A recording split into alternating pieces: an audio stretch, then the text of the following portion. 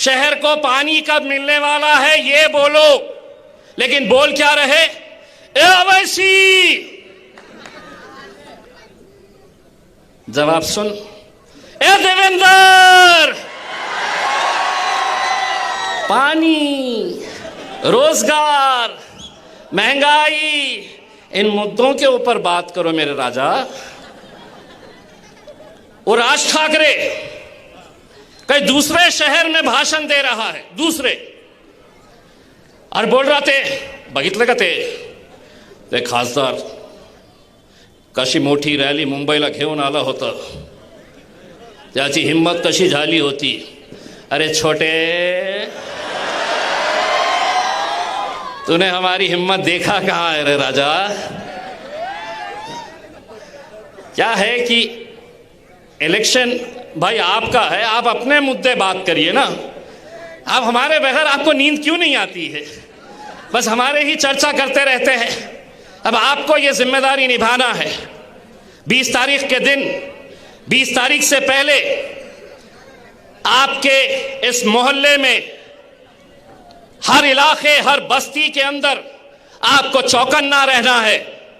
Bharatiya Janata party ने लोकसभा के वक्त एक ऐसा हथकंडा अपनाया था कि गरीब बस्तियों में जाकर वहां पर लोगों के इलेक्शन कार्ड लेना, आधार कार्ड जमा करना, उसके बदले में 300 रुपये, 500 रुपये, और जिसका इलेक्शन कार्ड लिया जा रहा है उसके ऊपर स्याही लगाई जा रही है, इंक लगाई जा रही है, और यह कहा जा रहा है अब तुम्हें वोट देने की जरूरत नहीं है।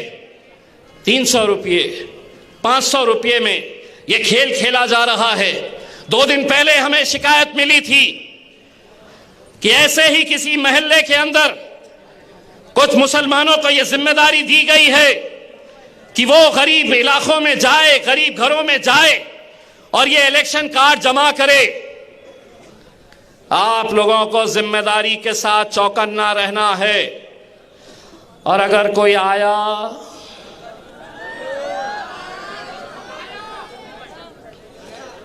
तो क्या करना है? मैंने नहीं बोला, इन्हें बोल रहा आंधी पाशा करना है करके। मैंने बोले ही नहीं ना, पुलिस वाले, मैंने बोला नहीं ये आंधी पाशा करने वाले हैं, मैं नहीं बोल रहा। समझते थे कि साहब असद भाई मेरी हालत तो ऐसी हो गई है कि जहां पर कुछ हो रहा, इम्तियाज जलील, तो मैं लोगों से यह कहता हूं मैं पत्थर हूं, मेरे सर पर यह इल्जाम आएगा, आईना कहीं पर भी टूटे मेरा ही नाम आएगा। जहां बोले इतने कम सीट क्यों लड़ाए, ज्यादा लड़ाए तो बोले इतने कहीं क्यों लड़ा रहे, कम लड़ाए तो बोले कुछ तो भी हो गया। और लोग ये समझ रहे कि जिंदगी भर बस मेरे को ही टिकट मिलते रहना, नहीं मिलता भाई। अगर ये आवाम के दिल में से जिस दिन उतर जाएंगे तो असद साहब मुझे भी टिकट नहीं देंगे। लोगों के दिलों को जीतना पड़ता है, तब जाकर आपको ये मुकाम हासिल होता है। दिए हैं हमने।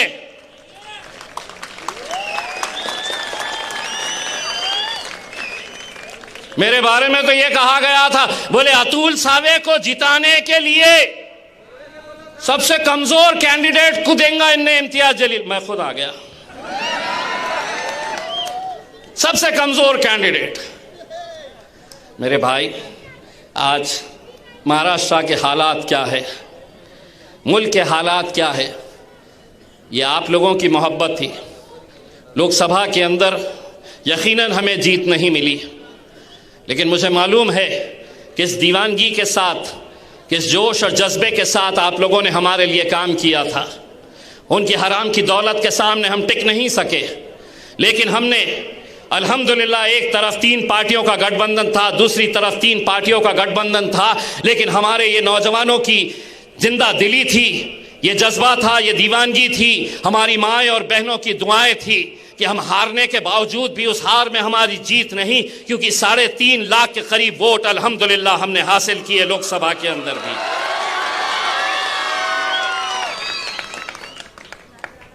पैसे दे के खड़े किए गए, रिक्शा चला रहा, सब्जी बेच रहा,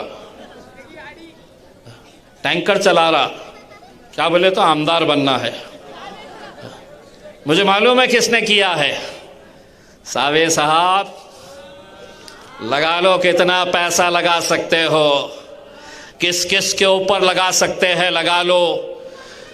हुआ ये है कि लोकसभा के वक्त ये कितने ऐसे नौजवान हैं जिन्होंने अपने घर में रंग लाकर रखा था कि हम नतीजा आएगा तो हम जश्न मनाएंगे।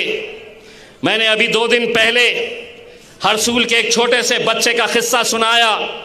रात में सोते वक्त उसने अपने तकिए के नीचे एक छोटी सी प्लास्टिक की थैली के अंदर हरा रंग रखा, एक झंडा अपने तकिए के नीचे रखा और अपनी माँ से कहा कि सुबह जल्दी उठाना, मुझे इम्तियाज जलील की जीत का जश्न मनाना है। लेकिन अल्लाह को कुछ और मंजूर था मेरे भाई। यकीनन अल्लाह के बगैर, अल्लाह की मर्जी के बगैर पत्ता भी नहीं हिलता है।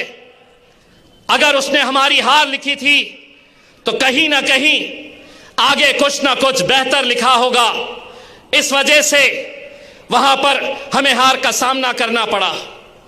लेकिन आज हो सकता है कि मसलहत कुछ और होगी। हमें महाराष्ट्र की विधानसभा के अंदर जाना होगा और महाराष्ट्र की विधानसभा के अंदर जाकर उस मुख्यमंत्री की आंखों में आंखें डालकर पूछना होगा जिसने हमारे नबी करीम सल्लल्लाहु अलैहि वसल्लम के खिलाफ जिसने गुस्ताखी की, उसकी पीठ थपथपाकर उन्होंने कहा था कि तुझा केशाला ही हाथ लाऊ देनार नहीं, तेरे बाल को भी धक्का नहीं लगने देंगे। ए मुख्यमंत्री,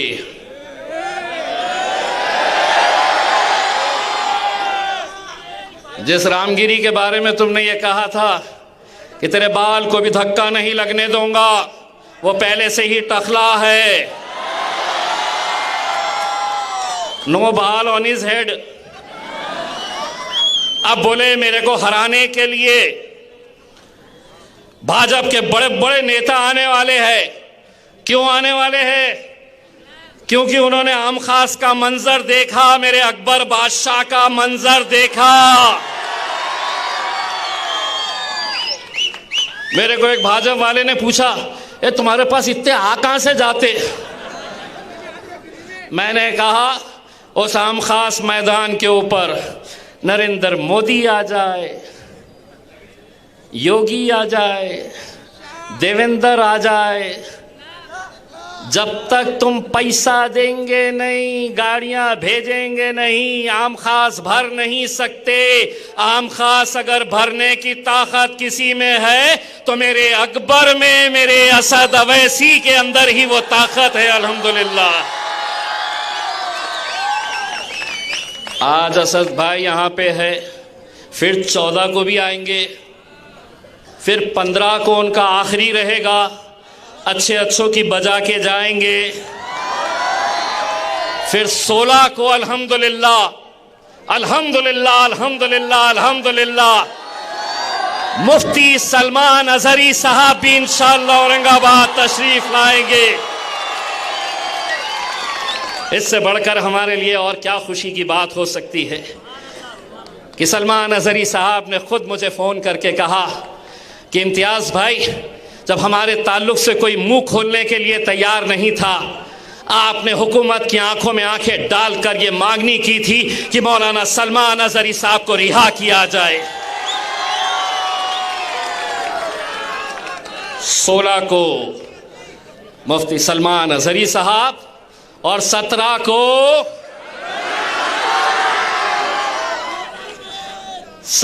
को आम खास मैदान में टेस्ट मैच खेल के गए थे अकबर साहब। अब 17 के दिन क्या खेला जाएगा? 2020। मीडिया वाले इंतजार कर रहे थे, अब कुछ तो भी बोलेंगे, अब कुछ तो भी बोलेंगे। मैं बोला रुको रे, फाइनल ओवर अभी बाकी है। आज हमारे कुछ अपने ही लोग मुझे बड़े अफसोस के साथ ये कहना पड़ रहा है। देखिए साहब, यकीन मानिए मैं असद साहब के सामने ये बात कह रहा हूँ कि कल अगर असद साहब मुझसे कहते कि इलेक्शन तुम नहीं लड़ोगे, यकीन मानिए मैं असद साहब के उस फैसले के ऊपर लब्बैक कहता।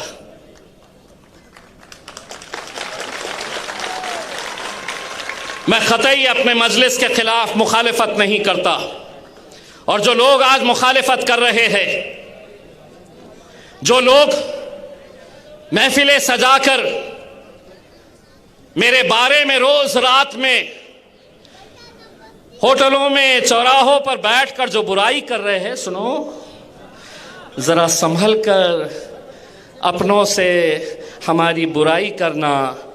जिसे तुम जाकर सुनाते हैं वो हमें सब आकर बताते हैं। और अगर सीखना किसी को है, आप मजलिस के साथ जुड़े हैं, कई सालों के साथ हमारे कितने ऐसे नौजवान जुड़े हैं। यहां पर सेंट्रल की सीट के ऊपर अल्हम्दुलिल्लाह नासिर सिद्दीकी साहब को टिकट दिया गया।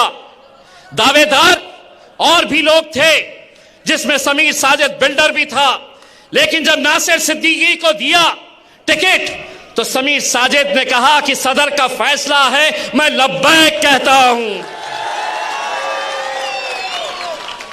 क़यादत ऐसे खड़े होती है मेरे भाई। हम कब तक ऐसे ही एक दूसरे के ऊपर इल्जाम लगाते रहेंगे? महाराष्ट्र के अंदर जिनको टिकट नहीं दिया गया, मेरे ऊपर ये इल्जाम लगाए जा रहे, लेकिन मैं मजलिस इत्तेहादुल मुस्लिमीन का एक अदना सा सिपाही हूं। बैरिस्टर असदुद्दीन अवैसी साहब का एक अदना सा छोटा सा सिपाही हूं, जो उनके हुक्म के हिसाब से काम करता है। असद साहब ने कहा अगर हम 16 सीटें लड़ेंगे तो हम 16 सीटें लड़ेंगे, लेकिन कई ऐसी जगह है जहां पर हमारे उम्मीदवारों ने इंडिपेंडेंट फॉर्म भर दिए हैं। कई ऐसे हैं जिन्होंने डुप्लीकेट फॉर्म बनाकर नकली सिग्नेचर मार के परवनी के अंदर फॉर्म भरा गया है। हमने उस शख्स के खिलाफ एफआईआर दर्ज कराए हैं।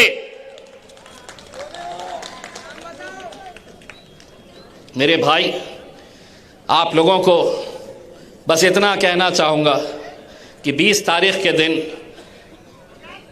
अगर हम अपना वोट बांट दिए, अगर हमारा वोट तकसीम हो गया, तो आप समझ लीजिएगा कि जितने भी वोट किसी दूसरे जमात को जाएंगे, दूसरी पार्टीज को जाएंगे, तो आप ये समझ लीजिएगा कि वो direct vote Bharatiya Janata party के मदद के लिए, भारतीय जनता पार्टी को वो वोट जाएगा।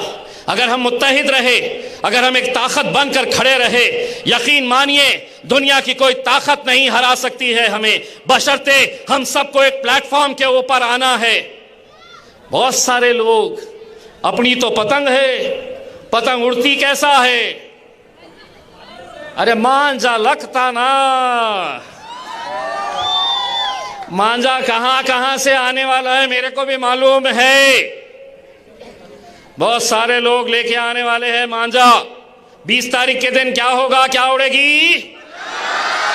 कैसे उड़ेगी?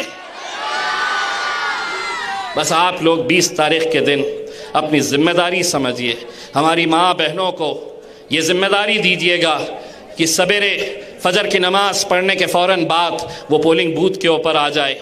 और अगर हमारा वोटिंग परसेंटेज अगर हम नहीं बढ़ा सके, तो मेरे भाई मैं आज ही आपको बता सकता हूँ, अगर हमारा वोटिंग परसेंटेज नहीं बढ़ा तो यकीन मानिए वहाँ पे जिस तरीके की साजिशें हो रही है, हम नहीं जीत पाएंगे।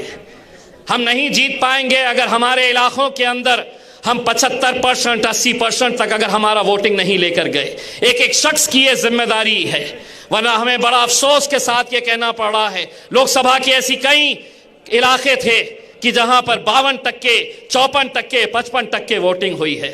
ये इलेक्शन मेरे और आपके वजूद का है, हमारी पहचान का है, हमारी शिनाख्त का है। लोकसभा के अंदर कितने सारे एमपीज हैं मुसलमानों के, लेकिन बोलने वाला सिर्फ एक ही है, और वो मेरा कायद बैरिस्टर असदुद्दीन अवैसी है। मेरे भाइयों, इस विधानसभा के अंदर भी बहुत सारे एमएलए मुसलमानों के जाएंगे, लेकिन बोलने वाले चाहिए, वो बोलने वाले जो हुकूमत की आंखों में आंखें डालकर सवाल कर सकेंगे।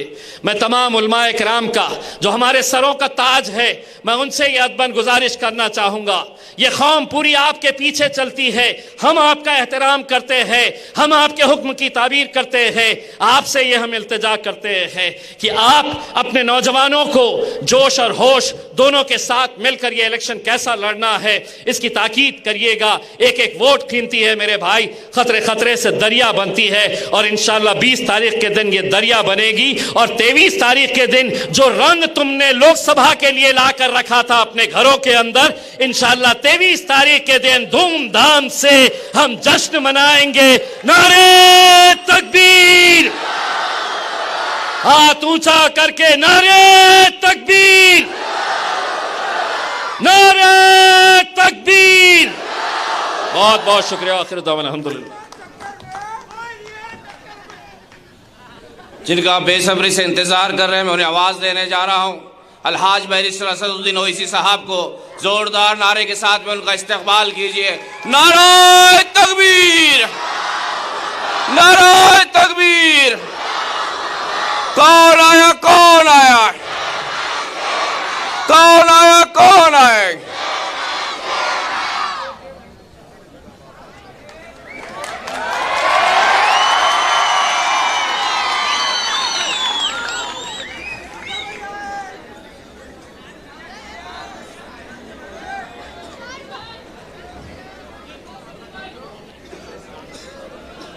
बिस्मिल्लाहिर्रहमानिर्रहीम। अस्सलामु अलैकुम वरहमतुल्लाहि वबरकातुहू।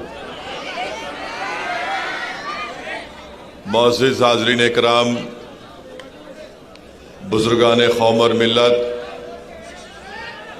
मेरी इज़्ज़तदार माँ और बहनों, ग़यूर नौजवान साथियों,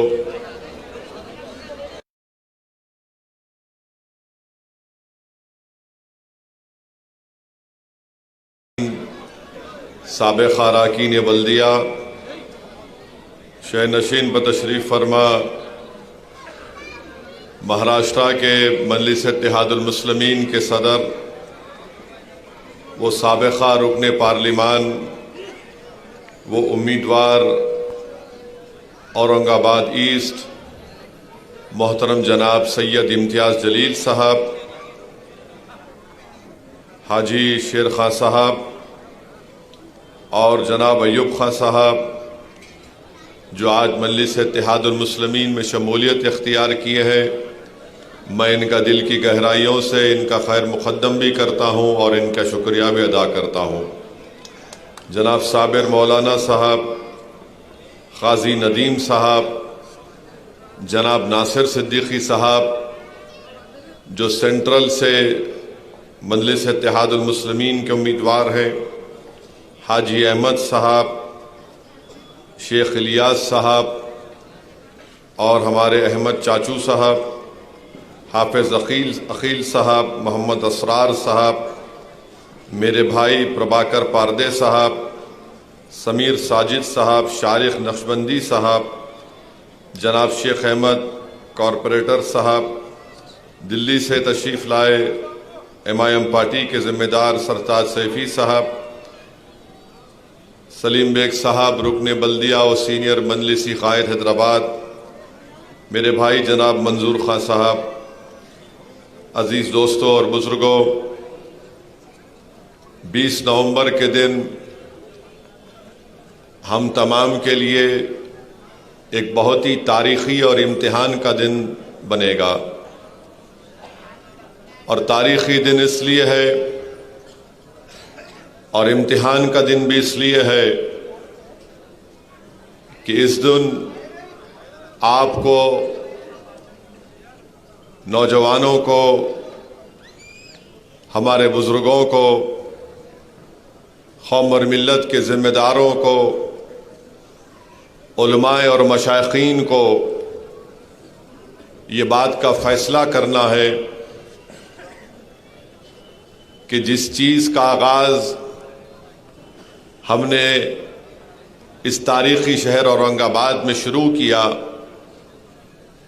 जिस चिराग को हमने रोशन किया और वो चिराग का नाम मजलिस इत्तेहादुल मुस्लिमीन है, जिस चिराग की रोशनी से हम नाइंसाफ़ी के अंधेरे का खात्मा करना चाहते हैं,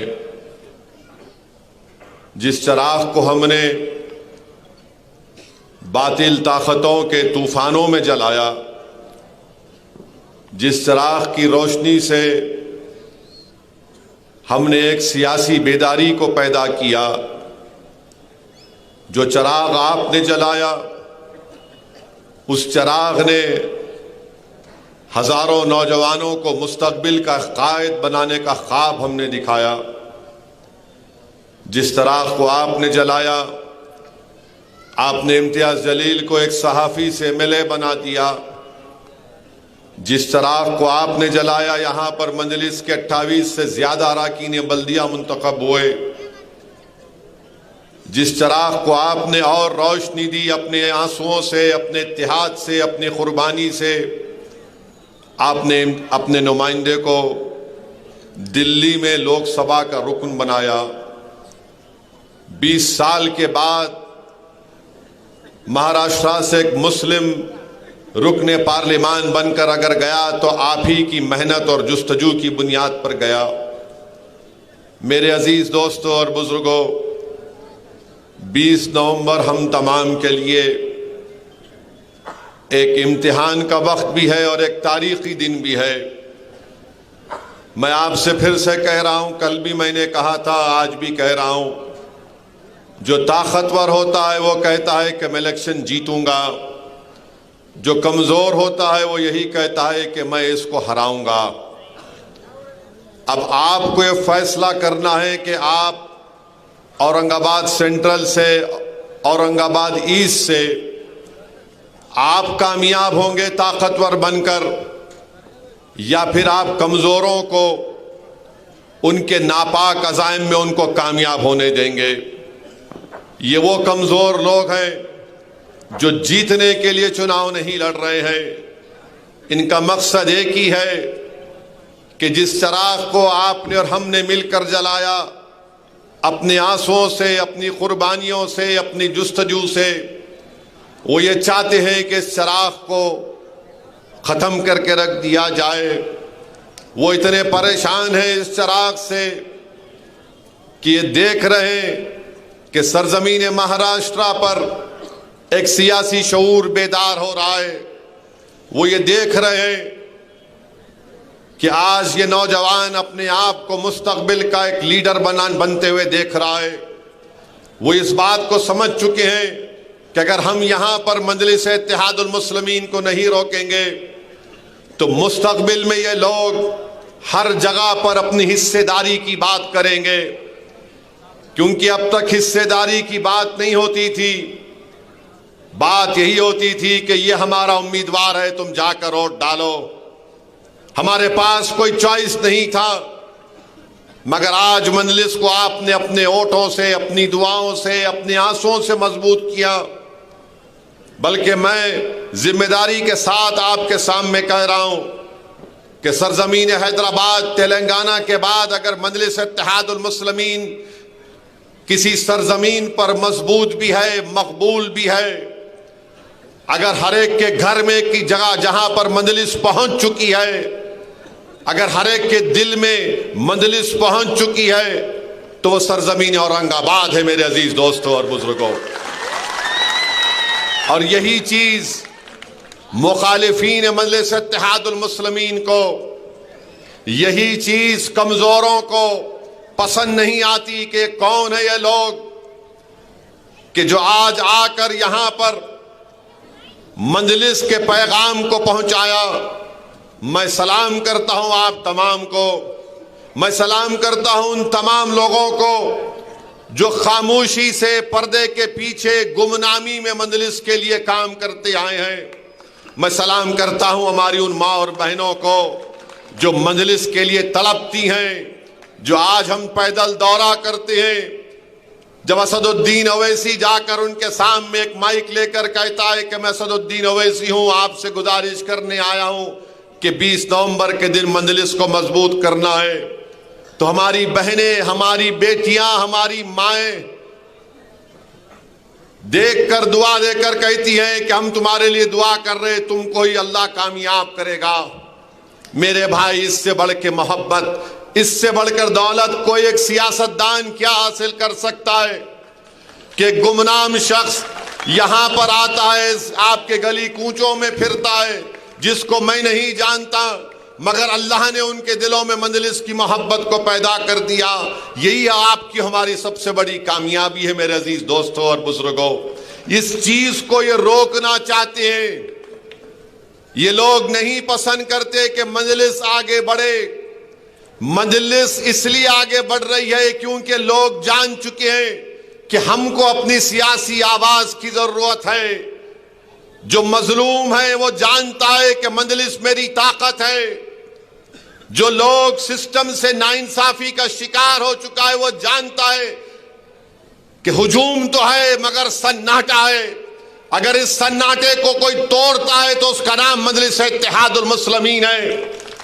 ऐवान असम्बली है, 288 रुकने असम्बली है, मगर अगर कोई खड़े होकर जालिम की आंखों में आंखें डाल कर कहता है कि तू जुल्म कर रहा है, संविधान के दायरे में हमको अपना हक मिलना चाहिए, तो मंजलिस करती है। दूसरे भी एमएलए जीत कर गए होंगे और जाएंगे, मगर इनकी जबानों पर उनकी पार्टी का ताला लगा हुआ है। हमारी जबानों पर ताला नहीं है। हम अपनी जबान को नकारा खल्क बनाकर जालिमों के सामने इनकलाब जिंदाबाद के नारे लगाते हैं। मेरे अजीज दोस्तों और बुजुर्गों, 20 तारीख के दिन आपको इस चराग को जलाना है, इस चराग को मजबूत करना है। जो लोग इस चराग को बुझाना चाहते हैं, आप अपने इत्तेहाद से उनको हमेशा के लिए सियासी तौर पर बुझा दीजिए। जिस चराग को आपने तेल से नहीं अपने खून पसीने से जलाया है, मैं आपसे कह रहा हूं ये दुश्मन है हमारे इत्तेहाद के, ये दुश्मन है औरंगाबाद के नौजवानों के। ये चुकनाचूर करना चाहते हमारे बुजुर्गों के ख्वाबों को, ये हमारे माओं की उम्मीदों को खत्म करना चाहते हैं। फैसला आपको करना है 20 तारीख के दिन।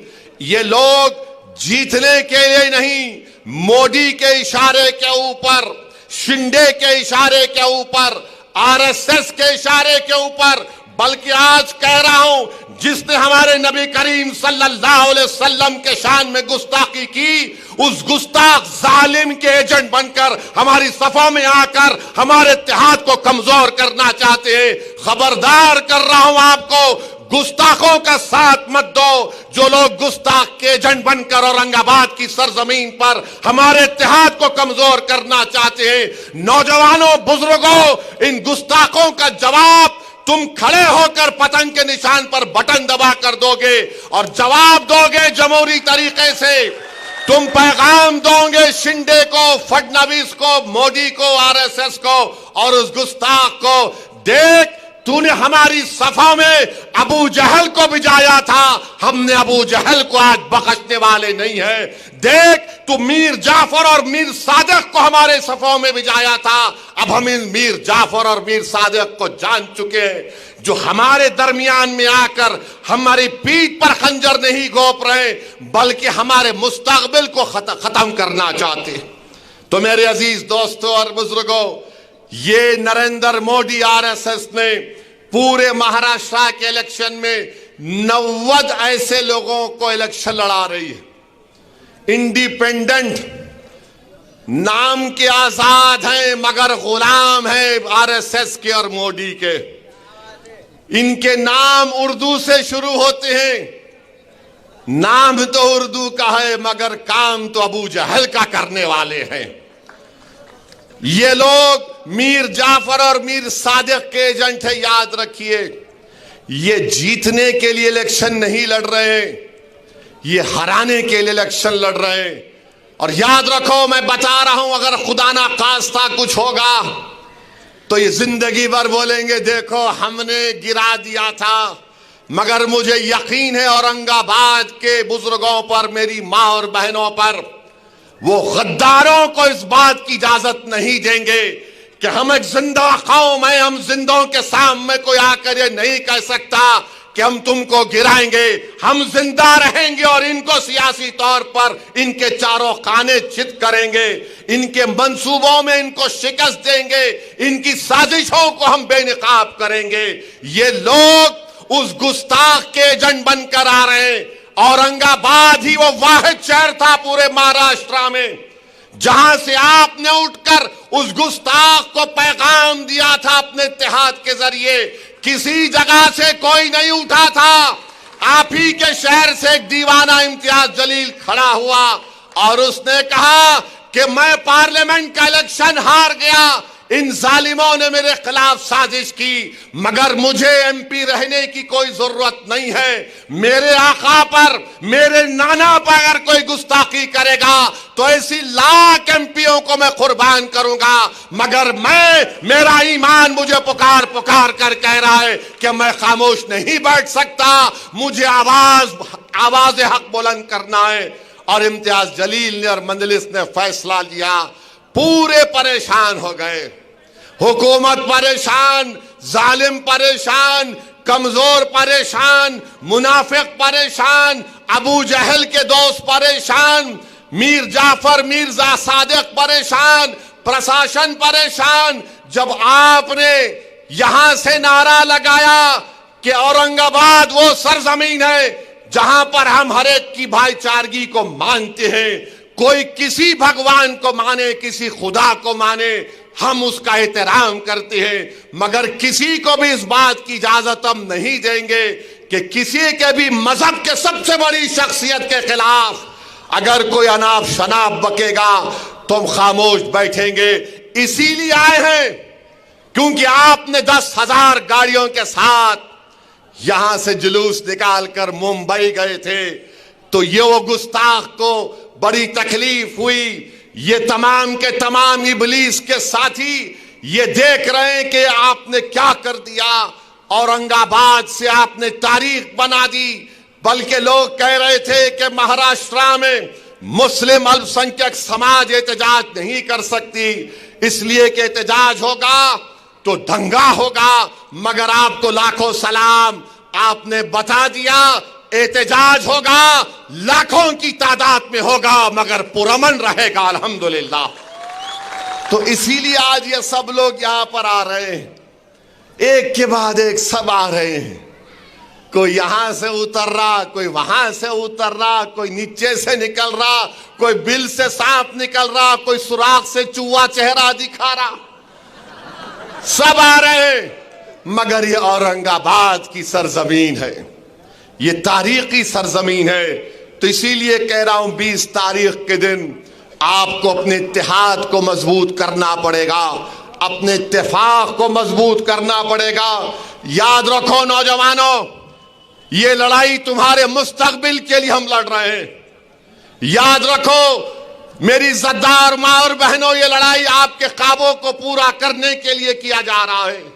याद रखो मेरे बुजुर्गों, जो तुमने ख्वाब अपने जवानी में देखे थे, उन ख्वाबों को पूरा करने की लड़ाई हम लड़ रहे हैं। ये लड़ाई हम औरंगाबाद को ताकतवर बनाने के लिए लड़ रहे हैं। ये जो 90 उम्मीदवार, ये जो उम्मीदवार इम्तियाज के खिलाफ खड़े हैं, इम्तियाज जलील के खिलाफ, मैं उनसे कहना चाह रहा हूं, तुम औरंगाबाद को हराकर रात में चैन की नींद नहीं सो पाओगे। याद रखो, तुम जो काम करने जा रहे हो, तुम औरंगाबाद को हराने की कोशिश कर रहे हो। तुम्हारा जमीर तुमको इस बात की इजाजत नहीं देगा कि तुम आराम से नींद सो सकोगे। ये औरंगाबाद की जनता जान चुकी है कि तुम किसके कठपुतली हो, तुम किसके इशारे पर आकर हमारे इत्तेहाद को कमजोर करना चाहते हो।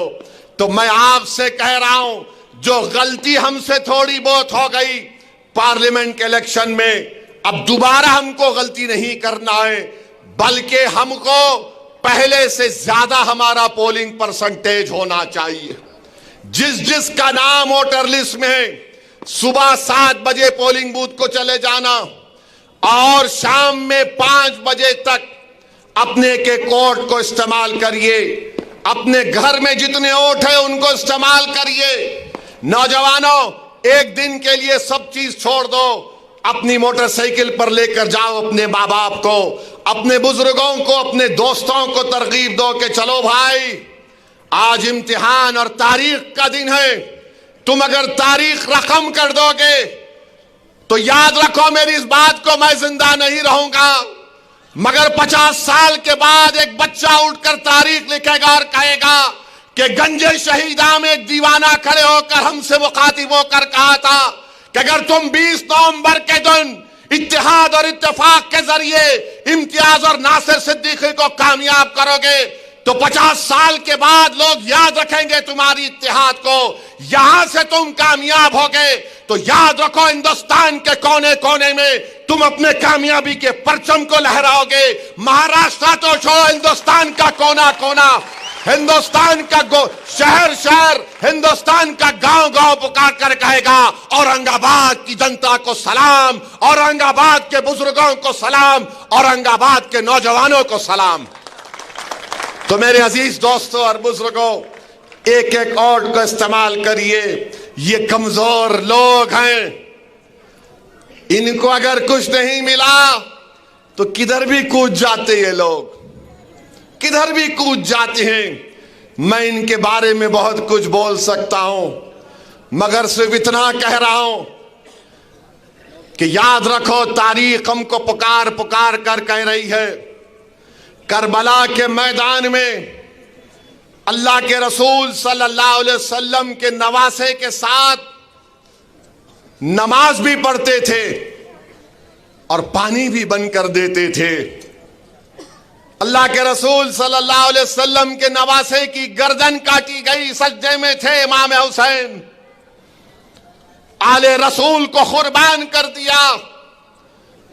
मगर जालिमों, जो तुम आज यजीद के एजेंट बनकर यहां पर आए हो, जिन्होंने पानी बंद किया और खुद पानी पिए, तारीख ने जिसने पानी बंद किया उनको मिटा दिया।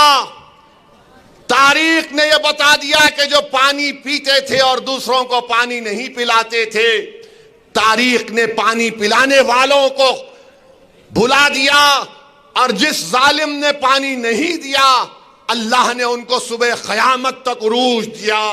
तो तारीख पुकार पुकार कर कह रही है, जालिमों, इमाम हुसैन जिंदा है, इमाम हुसैन कामयाब है।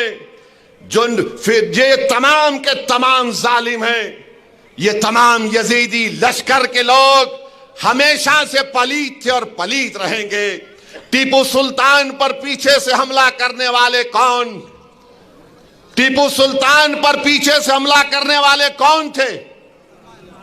कौन थे? बोलो, जोर से बोलो। टीपू सुल्तान पर हमला करने वाले कौन थे? सिराजुद्दौला पर हमला करने वाले कौन थे? कौन थे सिराजुद्दौला पर हमला करने वाले? मेरे भाई, तारीख पुकार पुकार कर कह रही है कि बाहर से कोई नहीं आएगा, अंदर से ही पीठ पर खंजर मारेगा। तो इनको पहचानना है आपको, इनको पहचानो आप। और दूसरी बात यह है कि कल महाराष्ट्र के डिप्टी चीफ मिनिस्टर इस तारीखी शहर को आए थे और आकर गैर जरूरी मेरा नाम अपनी जबान पर लाए। हाँ, देवेंद्र फडणवीस बोले, सुनो ओवैसी, ए देवेंद्र फडणवीस, याद रखो तुम मेरी जबान का मुकाबला नहीं कर सकते ना। अगर तुम मोदी अमित शाह भी बैठ गए तो मेरी जबान का मुकाबला नहीं कर सकते। इन्हों क्या बोले? इन्हों क्या बोले? ए ओवैसी, वो क्या बोले? ये वोट जिहाद, धर्म युद्ध। हम इलेक्शन कमीशन ऑफ इंडिया से पूछना चाहते हैं, क्या ये जबान इलेक्शन के कानून के ताबे है या उसके खिलाफ है? इलेक्शन कमीशन ऑफ इंडिया जवाब दो। ये महाराष्ट्र के चीफ इलेक्टरल ऑफिसर से हम पूछना चाह रहे हैं, मेरा नाम लेकर जिहाद का नाम लिया जा रहा है, धर्म युद्ध का नाम लिया जा रहा है, क्या ये इलेक्शन कानून के खिलाफ नहीं है? क्या ये मॉडल कोड ऑफ कंडक्ट के खिलाफ नहीं है? ये लोकशाही है, जमहूरियत है। यहां पर धर्म युद्ध और जिहाद कहां से आ गया फडणवीस? खैर, तुमने बोला, अब तुमको खुजली होगी अब जब मैं बोलूंगा यहां से। अब सुनो देवेंद्र फडणवीस, तुमने कई एमएलएस को खरीद लिया, चोरी कर ली, तो तुमको क्या बोला जाए? डाकू बोला जाए या चोर बोला जाए? तुमने महाराष्ट्र से एक ड्रग पार्क का प्रोजेक्ट आ रहा था 3000 करोड़ का, टाटा एयरबस का प्रोजेक्ट 22,000 करोड़ का महाराष्ट्र को आ रहा था, वेदांता फॉक्सकॉन का 1,55,000 करोड़ का प्रोजेक्ट आ रहा था, मेडिकल की इक्विपमेंट बनाने का प्रोजेक्ट आ रहा था 4,024 करोड़ का। अरे देवेंद्र फडणवीस, तेरे को इतनी हिम्मत नहीं हुई तू रोक दिया उसको, गुजरात कहीं को जाने दिया रे? हाँ, 1,80,000 करोड़ का प्रोजेक्ट महाराष्ट्र को नहीं आया, गुजरात को चले गया। क्यों? तुम तुम्हारे पप्पा जी से डर गए थे मोदी के? ये फिर आप देखो। और हम बताना चाह रहे हैं, फडणवीस ये समझते हैं क्योंकि वो फडणवीस हैं तो असदुद्दीन ओवैसी को दबा सकेंगे, क्योंकि वो फडणवीस हैं तो ये चाहते हैं कि लोग उनके पैरों के पास बैठ जाएं। वो फडणवीस हैं तो ये समझते हैं कि वो मुझे जिहाद या धर्म युद्ध के नाम से पुकारेंगे। वो फडणवीस हैं तो समझते हैं कि मैं असदुद्दीन ओवैसी को नीचे गिराऊंगा। अरे देवेंद्र फडणवीस, तुम जिस चीज को लाना चाहते हैं ना औरंगाबाद में, वो चीज कभी नहीं आएगी इंशाअल्लाह ताला। मैं लिख के रख रहा हूं, वो इसलिए नहीं आएगी फडणवीस क्योंकि बाबा साहेब अंबेडकर ने जो संविधान बनाया उसमें फडणवीस भी बराबर है, ओवैसी भी बराबर है, कोई ऊपर कोई नीचे नहीं है। और फडणवीस, मैं तुमको चैलेंज कर रहा हूं, तुम महाराष्ट्र में किधर भी हो, तुम्हारी जबान पर दूल्हे भाई का नाम तो आ गया ना। अब तुमसे मैं कह रहा हूं फडणवीस, तुम्हारी जबान से जरांगे पाटिल का नाम निकलेगा, जरांगे पाटिल का नाम निकलेगा फडणवीस, तुम्हारी जबान लड़खड़ा जाएगी जरांगे पाटिल का नाम लेने से। बोलो, हिम्मत है तो बोलो फडणवीस, जरांगे पाटिल बोलो। तुम नहीं बोलेंगे? बोलेंगे नहीं नहीं ओवैसी बोल सकता हूं, दूल्हे भाई है, मेरे भाईजान है, बोलूंगा। अब भाईजान किसको बोलते मालूम?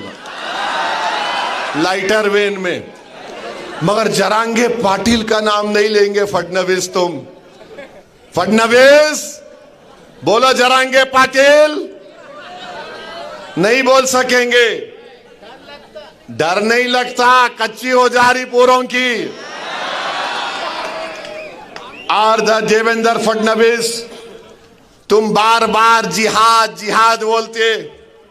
सुनो फडणवीस, तुम्हारा हीरो जेल में बैठकर अंग्रेजों को लव लेटर लिख रहा था।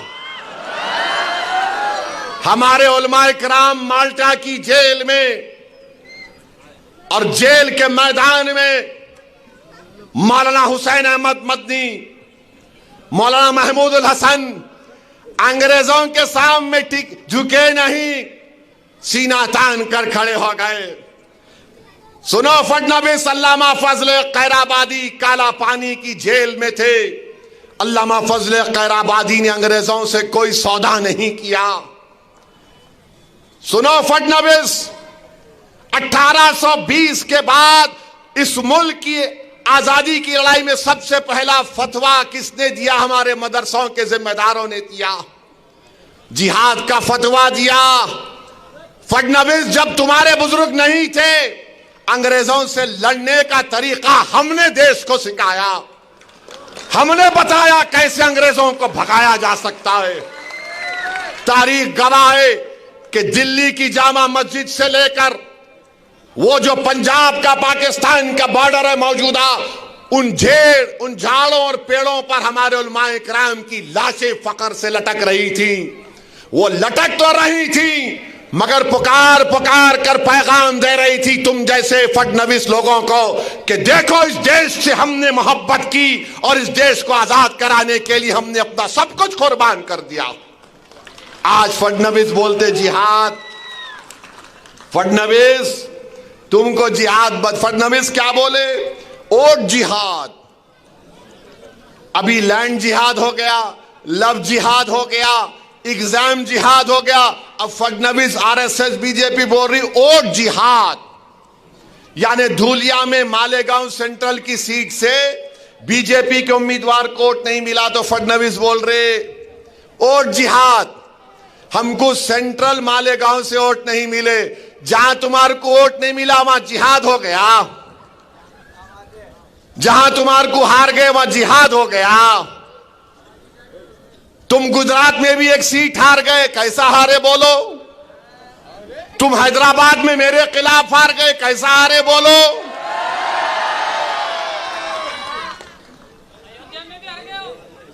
अयोध्या में भी हार गए। अम्मा अब नहीं बोलता, इससे आगे मैं बोलो फडनवीस कैसा हारे? मोदी की मेजॉरिटी कितनी कम हो गई? बहुत कम हो गई मोदी की, कुछ भी अच्छा नहीं बना रहे उन्होंने।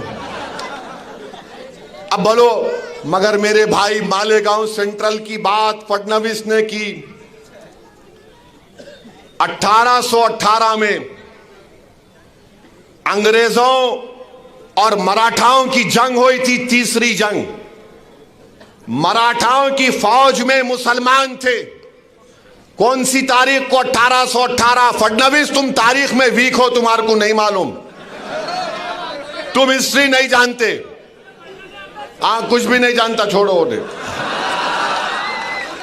तो 1818 में अंग्रेजों के खिलाफ मराठाओं ने जंग की थी और उस जंग में मुसलमान थे। मुसलमान मालेगांव के किले पे खड़े हो गए और अंग्रेजों को से मुकाबला किया। उसमें 30 से ज्यादा सिपाही शहीद हो गए और अंग्रेजों को, उन मुसलमानों को जो मराठाओं की फौज में थे, 36 तोपों को इस्तेमाल करना पड़ा। 8000 गोले गिराए, 35,500 गन पाउडर इस्तेमाल करना पड़ा। फडनवीस ये वो मुसलमान जो मराठाओं की फौज में मालेगांव के किले में खड़े हो गए थे और अंग्रेजों को मुकाबला किया। फडनवीस तुम्हारे पूर्वज नहीं थे, ओवैसी के पूर्वज थे जो अंग्रेजों से जिहाद कर रहे थे। और फिर 1921 में मालेगांव में इनकलाबियों ने खिलाफत नॉन कॉपरेशन मूवमेंट के बाद मालेगांव के किले पे चढ़ गए। अंग्रेजों का झंडा हमने निकाला, फडनवीस तुम्हारा हीरो नहीं निकाला। हमारे बुजुर्गों ने झंडा निकाला, मालेगांव शहर को कब्जा कर लिया और उसके बाद अंग्रेजों ने क्या किया? बोलो फडनवीस, मरने वालों में, शहीदों में तुम्हारा नाम था या ओवैसी के बाप दादा का नाम था? बोलो नाम क्या था? सुनो फडनवीस, शहीदों का नाम जिन्होंने 1921 में अंग्रेजों का झंडा निकालकर हिंदुस्तान के झंडे को लहराया।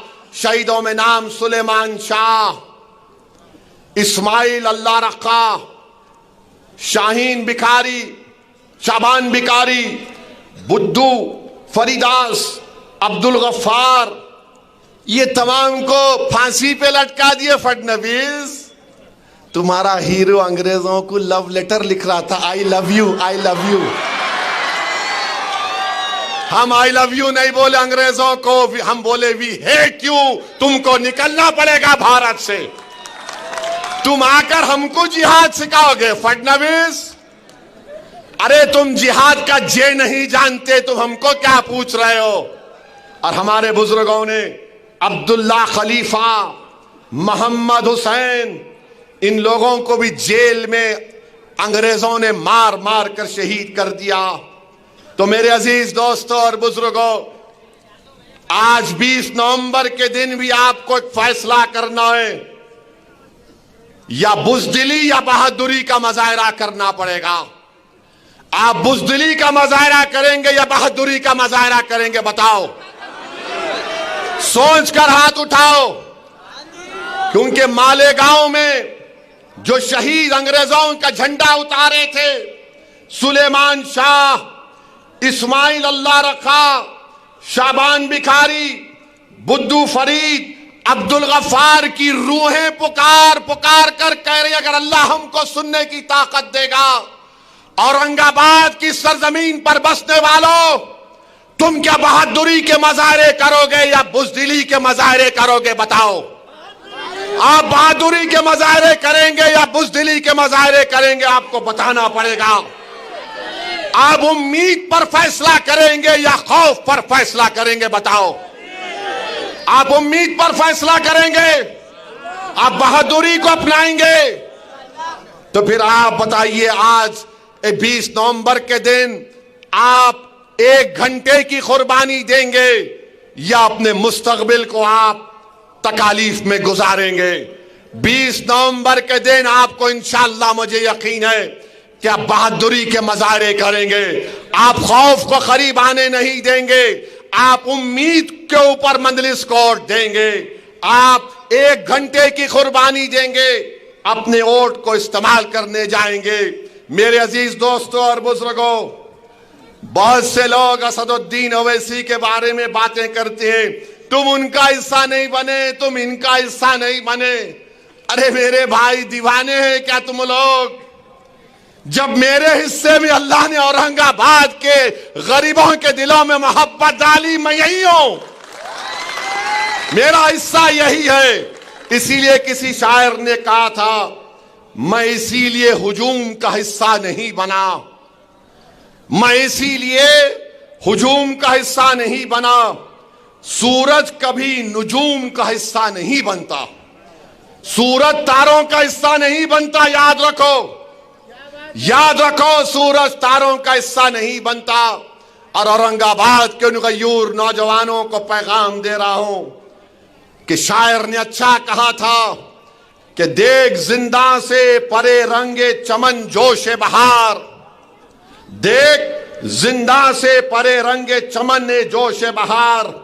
रक्स करना है तो फिर पांव की जंजीरों को ना देख नौजवान। तुमको नौजवानों 20 नवंबर के दिन एक तारीख को रकम करना है। और आप जानते हैं कि ये जो यहां का ईस्ट का बीजेपी का एमएलए है, इन्हों क्या किए? कोई काम किए इन्हों?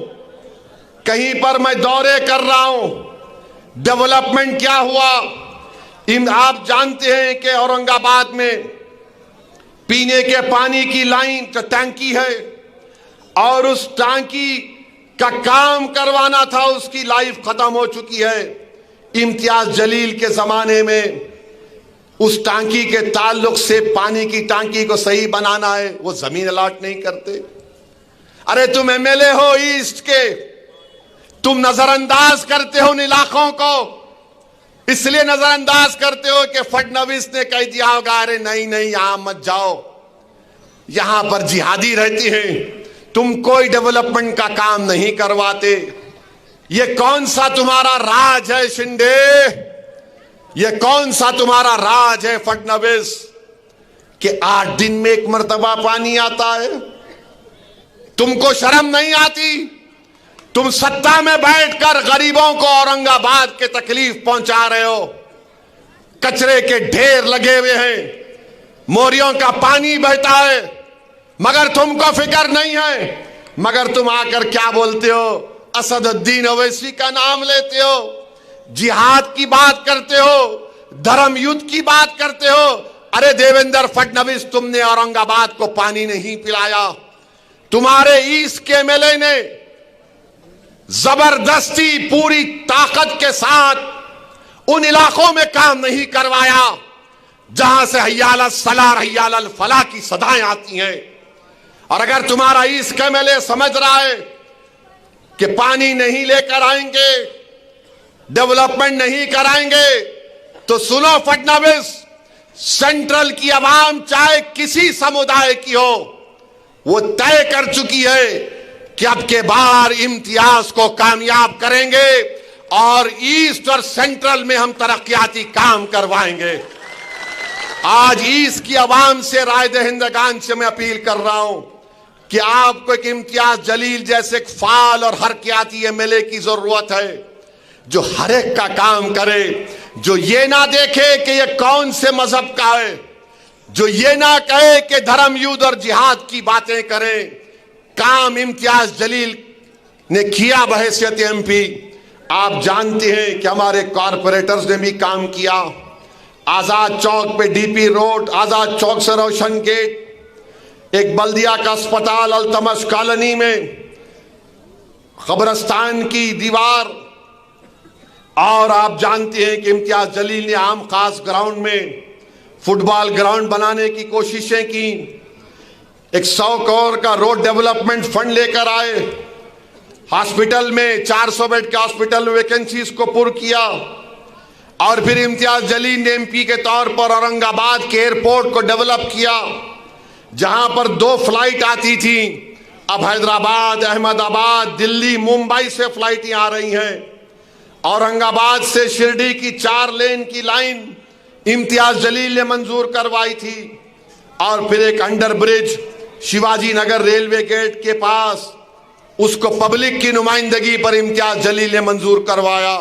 ये बीजेपी से कुछ नहीं होता, मोदी से कुछ नहीं होता, ये सिर्फ हिंदू मुस्लिम, हिंदू मुस्लिम, हिंदू मुस्लिम, बस यही बोलेंगे। इन्हें जिहादी, उन्हें फुला, उन्हें ऐसा, इन्हें वैसा। अरे इलेक्शन हो रहा है, धर्म युद्ध कहां से आ गया मोदी जी? अब मोदी बोल रहे एक है तो सेफ है। अरे 10 साल से तुम्हारी सरकार है, सेफ नहीं है क्या हम? बोलो मोदी, भाइयों बहनों, एक है तो सेफ है। अब आप मेरे को बताइए, ये एक का मतलब क्या है? हम अनेक हैं भारत में। मराठा समाज का कल्चर अलग, दलित समाज का कल्चर अलग, हमारे बैकवर्ड क्लास के भाई बहनों का कल्चर अलग, मुसलमानों में कई ऐसे कबीले हैं उनका कल्चर अलग, ईसाई हैं, सिख हैं, क्या क्या इस देश में नहीं है। मगर मोदी बोल रहे नहीं, एक ही होना, one size fits all. Modi ji, आपका जो शर्ट का साइज है औरंगाबाद के बच्चे के लिए बहुत बड़ा हो जाता हो, ये नहीं होता ना। मगर मेरे भाई, ये लोग इस मुल्क की डाइवर्सिटी को खत्म करना चाहते हैं, ये महाराष्ट्र की खूबसूरती को खत्म करना चाहती हैं। मेरी आपसे अदबन गुजारिश है, औरंगाबाद सेंट्रल के अवाम से मेरी हाथ जोड़कर अपील है कि जिसने आपके लिए कोई काम नहीं किया, आप उसका साथ मत दीजिए। मराठाओं को धोखा दिया गया, रिजर्वेशन के नाम पर रिजर्वेशन नहीं दिया गया। हमारे करबला में मजलूमों को, जालिमों ने मजलूमों को दबाया था। तो मेरे अजीज दोस्तों और बुजुर्गों, मैं आपको बता रहा था कि 20 तारीख के दिन आपको और हमको मिलकर अपनी पूरी ताकत और इत्तेहाद के साथ अपने पार्टी के उम्मीदवारों को कामयाब और कामरान करना है। ये जितने भी खड़े हैं ना, ये मिठाई बांट रहे हैं, मिठाई खा लो दबा के, छोड़ना नहीं। हाँ, खाना खा के बोलना एमआईएम जिंदाबाद, जितना दे रहे ले लो, क्यों नहीं छोड़ना, ले लो, मिठाई खाओ, नान कलिया खाओ, होटल पे जाके मैं देखा नान खलिया की पीली रोटी को निचोड़ के ऐसा डुबा के उसमें खूब लगा के खा के बोलना पतंग को ही ओट पड़ने वाला है, पतंग को ही ओट पड़ेगा इंशाअल्लाह ताला। डरने और घबराने की जरूरत नहीं है आपको। आप तमाम से बुजुर्गों से, माँ और बहनों से अपील है कि 20 तारीख के दिन औरंगाबाद सेंट्रल में, औरंगाबाद ईस्ट में क्या उड़े गई, आसमानों पर क्या नजर आएगा, सुबह 6 बजे से क्या होगा, शाम में 6 बजे तक क्या होगा, हर घर में क्या आवाज आएगी, हर दिल क्या पुकारेगा, हर सोच क्या कहेगी, हर आदमी क्या बोलेगा, हर आदमी क्या करेगा, किसका परचम लहराएगा, औरंगाबाद किसका है, औरंगाबाद पर हमारा इत्तेहाद रहेगा ना, औरंगाबाद पर हमारी बरतरी रहेगी ना। आप मुझे अकेला तो छोड़ दिए पार्लियामेंट में, मगर महाराष्ट्र के असेंबली में इम्तियाज जलील को और नासिर सिद्दीकी को भिजाएंगे ना आप, महाराष्ट्र की विधानसभा में अपने इन लोगों को भिजाएंगे ना आप उम्मीद पर वोट देंगे, आप खौफ की बुनियाद पर वोट नहीं देंगे। आपसे मैं फिर से अपील कर रहा हूं कि मजलिस आपकी पार्टी है, मजलिस को कामयाब करिए। फडणवीस का जवाब देंगे ना, इन्हों जिहाद बोल रहे, इन्हों धर्म युद्ध बोल रहे। फडणवीस तुम ख्वाब देख रहे मुख्यमंत्री का, इंशाअल्लाह ताला तेरे ख्वाबों पर मिट्टी पड़ेगी इंशाअल्लाह ताला, तेरे ख्वाब चुकनाचूर हो जाएंगे। अच्छा मेरे को लोग बोल रहे वो लाडली में भी कुछ पैसे आए, अरे लो ना, मैं तुम्हारा लाडला हूं, I love you, you love me. अब दोनों की मोहब्बत में कुछ नहीं आ रहा। 1500 दिए, 15,000 भी दिए, क्या दिए, सब देने वाला अल्लाह है, ले लो, मगर वोट पड़ेगा तो सिर्फ पतंग के बटन पर पड़ेगा इंशाअल्लाह ताला, पड़ेगा ना। तो मेरे साथ नारा लगाइए, मेरे साथ नारा लगाइए, हमारा इत्तेहाद जिंदाबाद, हमारा इत्तेहाद जिंदाबाद, हमारा इत्तेहाद जिंदाबाद। अब मेरे साथ और एक जिंदाबाद के नारे लगाइए, बाबा साहेब अंबेडकर, बाबा साहेब अंबेडकर, छत्रपति शिवाजी जिंदाबाद, छत्रपति शिवाजी जिंदाबाद, मुजाहिदीन आजादी जिंदाबाद, मुजाहिदीन आजादी जिंदाबाद। अस्सलाम वालेकुम व रहमतुल्लाह व बरकातहू। जरा एक्शन, अभी एक्शन, पूरा एक्शन, हर तरफ एक्शन होगा 20 तारीख के दिन।